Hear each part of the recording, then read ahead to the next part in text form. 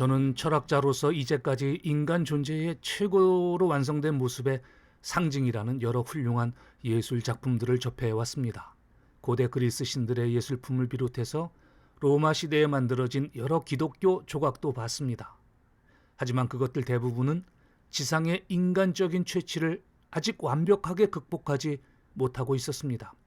이성과 지혜, 미적 이상을 표현한 고대 그리스 신들의 조각상에도 지상 세계의 티끌과 인간적인 최치가 여전히 어딘가에 남아 있었습니다.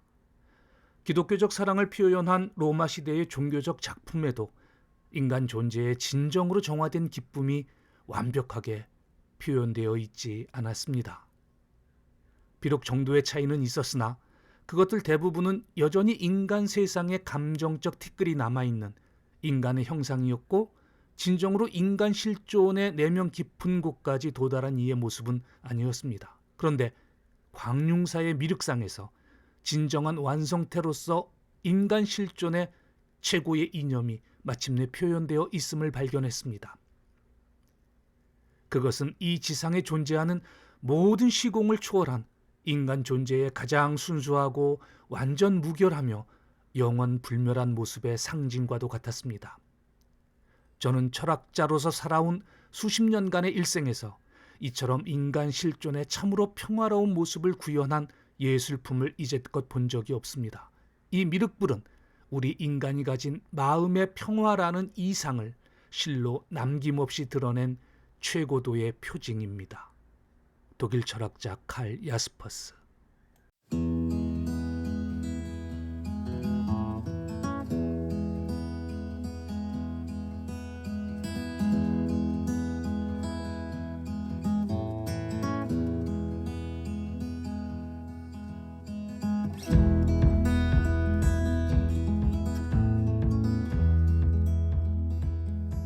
세계적인 실존주의 철학자 독일의 칼 야스퍼스가 그토록 칭송했던 그 불상, 그 미륵보살 불상이 바로 이 작품입니다. 일본 위키피디아에 올려져 있는 그 사진을 제가 지금 참조하고 있는데요. 이 사진은 제가 알기로는 1924년에 오가와 세이오라는 사진 작가가 찍은 그 사진으로 알고 있습니다. 그리고 이 사진이 1924년 일본 고미술연구지 불교미술 찬간호에 게재가 되면서 이 불상이 일본은 물론이고 세계적으로 알려지는 그런 계기가 됩니다. 그래서 사실은 칼 야스퍼스도 이 불상을 실제로 보지는 못했다고 그래요. 이 사진을 보고 그렇게 칭송을 한 거죠. 그런데 정말 이 불상을 실물을 봤다면 아마 입에 침이 마르지 않았을 것으로 생각을 합니다. 지금 이 불상은 일본 교토의 광융사 코류지 영보전에 보관이 되어 있어요. 레이호된 영보전의 국보로 보관이 되어 있는데 일본 국보 제1호입니다. 이 불상이. 물론 뭐 1호, 2호, 3호 이게 어떤 중요성을 의미하는 그런 거는 아니에요. 일본 국보 중에 가장 먼저 국보로 지정되었기 때문에 국보 1호인 거죠.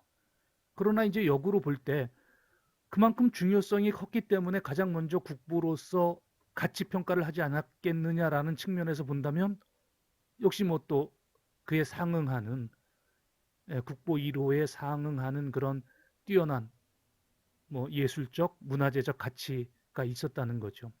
그리고 이 영보전은 박물관 같은 개념이에요. 그 광융사 영보전에는 5점의 일본 국보와 20여 점의 중요 문화재들을 전시하고 있습니다.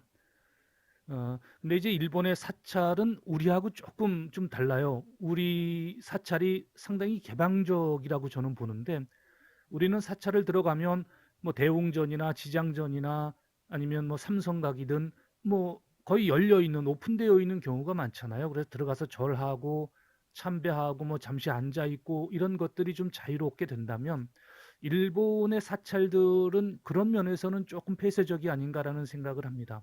불상을 중심으로 좀 어두침침한 그런 분위기이고, 불상에 집중적으로 조명이 이렇게 집중되어 있는 그런 양식의 사찰들이 많기 때문에 우리하고는 조금 좀 다른 것 같아요. 그런 면에서는. 그리고 이 영보전 역시도 박물관입니다. 그래서 작품들의 그 작품들이 가장 빛날 수 있을 만한 위치의 조명들을 이렇게 주고 있겠죠. 그래서 이 미륵보살 반가 사유상 역시도 저도 이 앞에서 한참을 서 있었는데요. 상당히 묘한 매력이 있습니다. 사람의 발길을 떼지 못하게 하는 그런 묘한 매력이 있는 불상이었습니다. 이 불상의 높이는 123.3cm, 그리고 신라 지역에서 나는 적송으로 만든 불상이라고 그럽니다. 그래서 이제 일본 사람들이 처음에는 이것을 일본 불상이다라고 많이 우겼는데, 물론 지금도 우기고 있습니다. 뭐 신라에서 나는 적송이긴 하지만 그 나무를 일본으로 실어와서 이것을 깎은 것은, 제작한 것은 일본이다, 뭐 이렇게 주장하기도 하는데, 어찌됐든 결정적으로 일본에서는 나지 않는 신라 지역에서 나는 적송으로 만든 불상이기 때문에 뭐 더 이상 반론을 펴지를 못하죠. 신라 적송으로 만든 작품이고요. 정식 명칭이 보관 미륵 보살 반가 사유상입니다.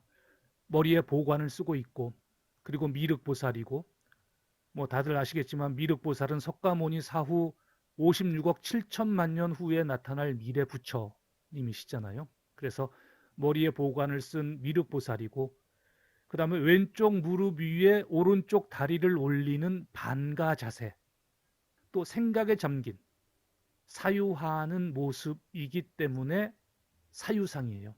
그래서 이 풀네임이 보관 미륵 보살 반가 사유상입니다. 이 영보전에 앞서 말씀드린 것처럼 5점 정도의 국보와 20여 점의 중요 문화재가 이렇게 보관되어 있다고 그랬는데요. 영보전은 성인 1인당 800엔 정도의 돈을 내야, 그리고 티켓을 끊어야 들어가서 볼 수가 있습니다.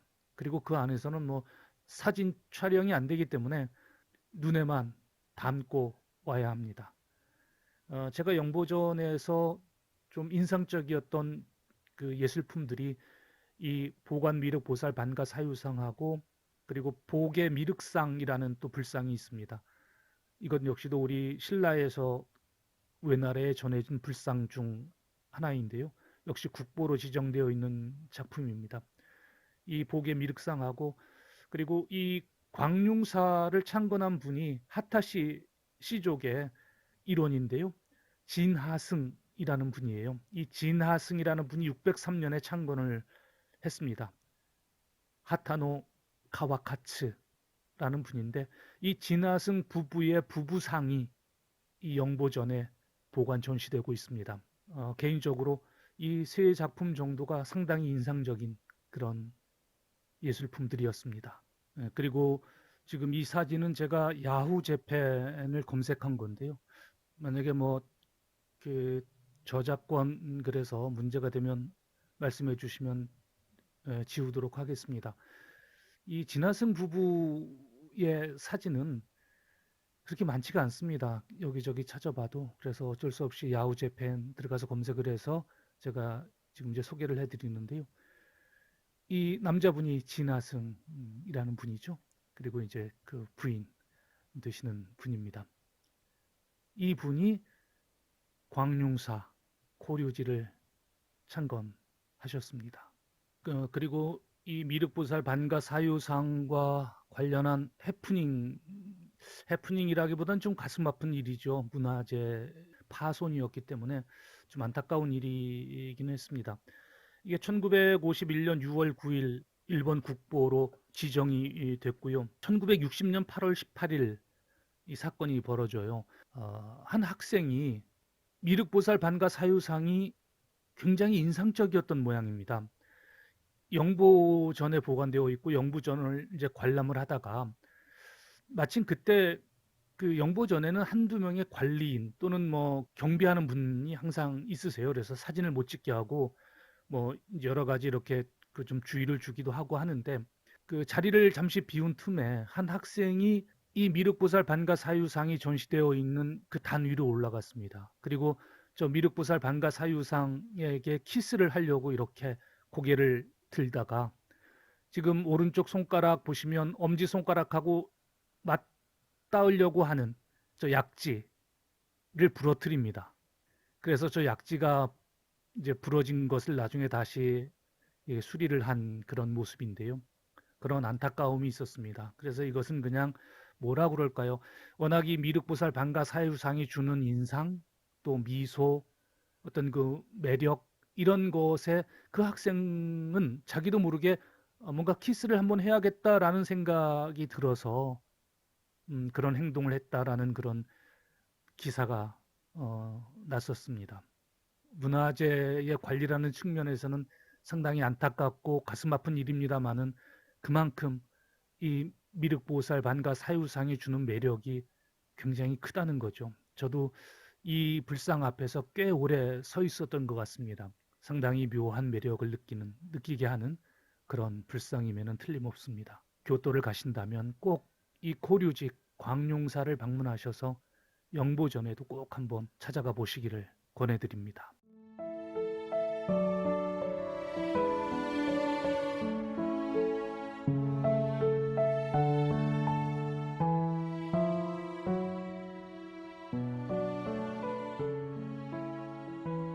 광룡사, 코류지죠. 이렇게 광룡사라고 부르기도 하고 우수마사 광룡사, 태진 광룡사라고 부르기도 합니다. 이 태진 우수마사는 이 지역 지역명이에요. 이 지역이 우수마사입니다. 그리고 이 우수마사 이 지역은 하타시에 신라의 하타시의 본거지였죠. 교토를 개척한 하타시의 본거지가 바로 이 우수마사입니다. 그리고 이 우수마사는 이 지역의 지역명이기도 하지만 이 광룡사 사찰을 건립한 진하승 하타노 카와카스의 6대 손 할아버지 진주공 하타노 사케기미라는 분의 호 또는 이 진주공 하타노 사케기미가 그 일본 천황 유랴쿠 천황 21대 천황인데요. 이분도 이제 백제계 출신의 천황으로 알려져 있죠. 이 천황으로부터 받은 성씨입니다. 원래는 진주공이잖아요. 하타시였는데 앞에 태자를 붙여서 태진 그리고 읽기로는 우수마사 이렇게 읽습니다. 이 성이자 호를 이 지역명으로 쓰는 거죠. 그래서 이 지역은 하타식 일족의 본거지이다라고 보시면 되세요.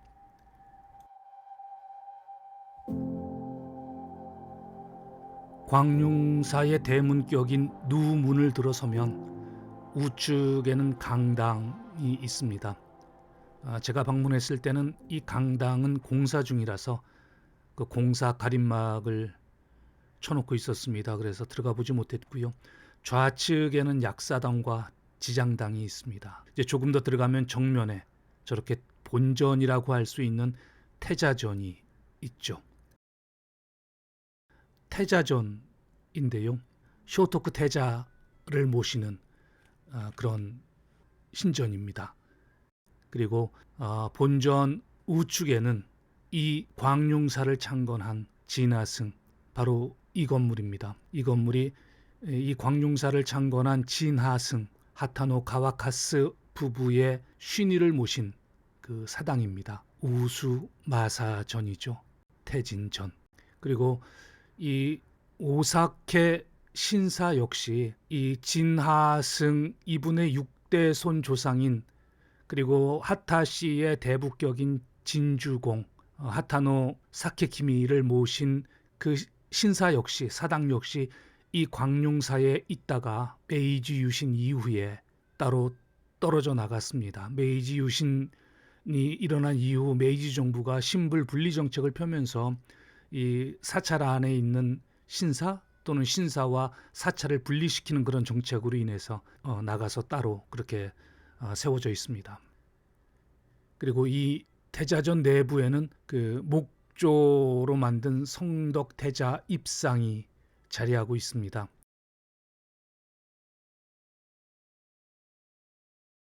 33살 때 쇼토쿠 태자의 모습을 조각한 목조 입상이라고 하는데요. 33살 때 쇼토쿠 태자의 모습을 조각한 이유는 이 쇼토쿠 태자가 33살 때 이 광룡사를 세웠기 때문입니다. 그리고 앞에 보시는 저 많은 현판들은 이 건축회사들이 제공한 그 공납한 그 현판들이라고 그래요. 이 쇼토쿠 태자가 일본 목조 또 건축 산업에 어떤 지대한 공헌을 했기 때문에 이 건축업자들로부터 상당히 존경받는 그런 또 인물이라고 그럽니다. 보시는 것처럼 굉장히 많은 현판들이 걸려져 있죠. 대부분이 건축회사, 토목 관련 회사에서 걸어놓은 그 현판이라고 그럽니다. 그리고 이 태자전 내에 있는 이 성덕태자 입상의 좀 특징적인 것은 뭐냐면 역대 일본 천황들이 즉위식을 하면 즉위식 때 입었던 황토색 도포를 즉위식이 끝나면 이 쇼토쿠 태자에게 입혀 준답니다. 그래서 지금은 그 2019년에 즉위한 나루히토 천황의 그 도포를 입고 있다고 하네요. 그리고 이 태자상은 1년에 한 번만 공개를 하는데 매년 11월 22일 날 공개를 합니다. 그리고 뭐 이 쇼토쿠 태자는 굉장히 그 비운의 왕자죠. 48살에 세상을 떠났는데 자신의 고모인 스이코 천황, 일본 33대 천황인데 이 고모와 같은 시대에 이제 정치를 하면서 일본 정치, 경제, 사회 또 불교 이쪽에 굉장히 많은 공헌을 한 인물입니다. 그런데 고모 다음 이제 천황 계승자였죠. 그런데 고모보다 일찍 48살에 세상을 떠나면서 끝내는 천황 자리에 오르지 못했던 비운의 왕자이기도 했고 또 이 쇼토쿠 태자의 아들들이 그 권력 투쟁에서 천황 자리를 놓고 싸운 권력 투쟁에서 다 밀리면서 다 불행한 최후를 맞이합니다. 그래서 일본인들에게는 굉장히 존경하는 그 설문조사를 하면 일본인들이 가장 좋아하는 역대 정치인 3위 안에 드는 그런 인물입니다. 하지만 비운의 황태자였죠.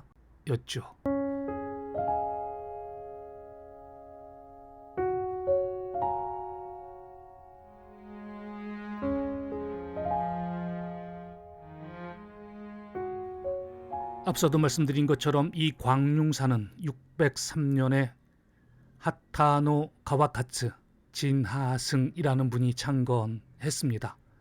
그 당시에 신라 26대 진평왕이 외왕실에 보내주었던 그 불상들 중에 하나를 모시면서 건립된 사찰입니다. 그리고 진하승이라는 분은 쇼토쿠 태자와 같이 손을 잡고 일을 했었는데요. 쇼토쿠 태자가 622년에 사망을 하자 이곳에 그 쇼토쿠 태자의 신의를 모시면서 이 광룡사는 쇼토쿠 태자를 위한 또 쇼토쿠 태자를 추모하는 그런 사찰이 되었습니다.